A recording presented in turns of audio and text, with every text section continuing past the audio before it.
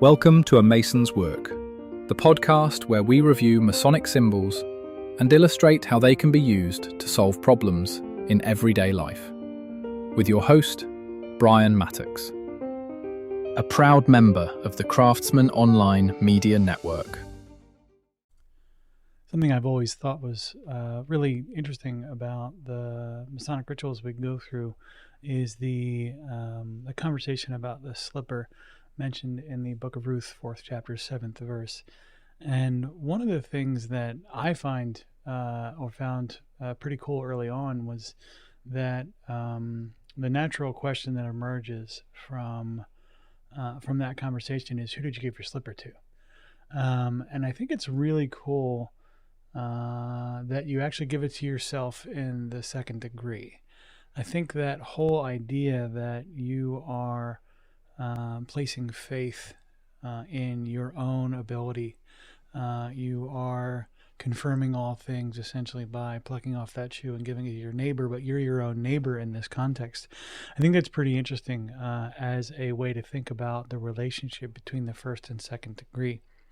There's lots of other interpretations, particularly if you take sort of the biblical history stuff as part of the conversation. But I really like the face value interpretation, which is, you know what I've mentioned here, that like you are effectively,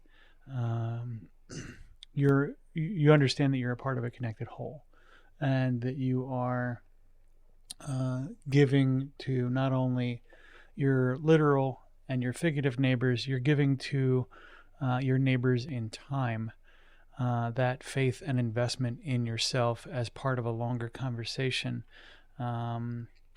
is really, I think, worthy of exploration and reflection. So as you go back into the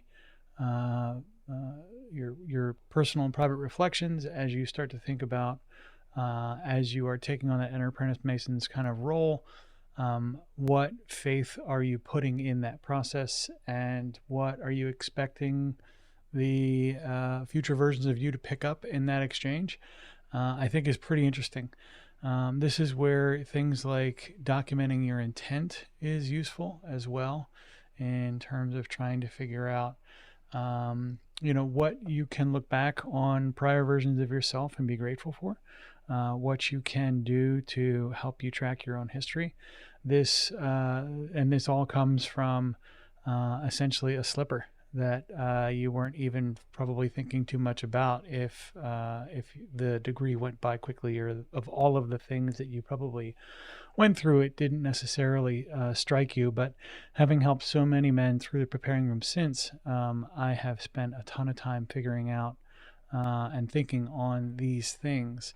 If you have different reflections on the slipper, and I'm not necessarily here looking for the historical stuff, I'm more interested in the practical application of it, please do reach out to me at brian@amasonswork.com. Thanks. The views represented in this podcast are those of the speaker alone and are not representative of any grand or subordinate lodge.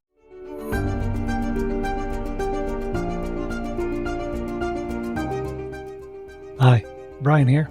I wanted to thank you so much for listening to this episode. If you have any suggestions or guidance for further episodes you'd like to see or hear, whatever the case may be, please don't hesitate to reach out to me at amasonswork.com, and we will try and incorporate your suggestions into a future recording. Thanks.